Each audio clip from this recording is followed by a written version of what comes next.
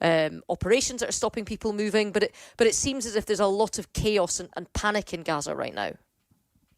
Of course, there will be panic. I mean, this reminds me of 2017 campaign against Daesh, against ISIS, when they were trying, when, of course, the international coalition were trying to dislodge them from Raqqa, in Syria, where there were about 1 million people living under their control in Raqqa, and in Mosul, where 1.7 million were living under their control.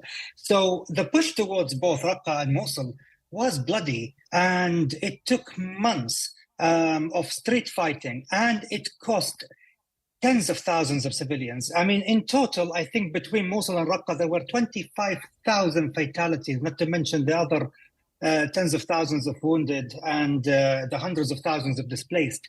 The problem is that we didn't hear at that time anyone saying basically, oh, this is a war crime. In my opinion, I'm not giving an opinion about what the Israelis are doing at the moment.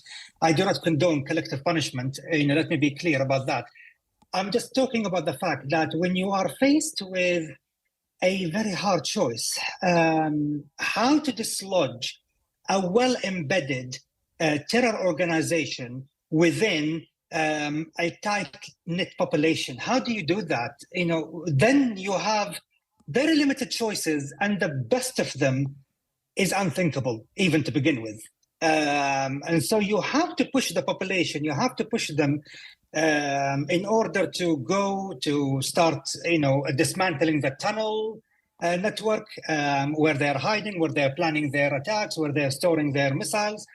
At the end of the day, I mean, just like what would happen with, with Mosul and Raqqa, to dislodge ISIS, it was an extremely bloody affair. And, my heart, was absolutely broken for all the women and children and elderly that were killed in 2017 over, for that campaign. The streets were littered with the dead and the wounded. But if you think about it, who is ultimately responsible?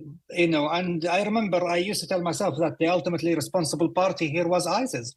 And to some extent, history will say to some extent that to an extent, the ultimate responsible party for the suffering that we see in Gaza right now is Hamas. There was no need for what they've done, especially that up until just 1 week, up until 1 week prior to the attacks, talks were taking place between Israel and Saudi Arabia that are specifically focusing on, reviving the peace process and extending a reconciliation process between Hamas and the Palestinian Authority. So things were going in the right direction. What was it for? I mean, this is why I'm heartbroken. Well, I think the rationale, the timing, everything is going to be puzzled over and raked over for some time to come, even as the conflict continues. But for the moment, thank you for giving us that analysis there, Ayman Dean. Let's go and get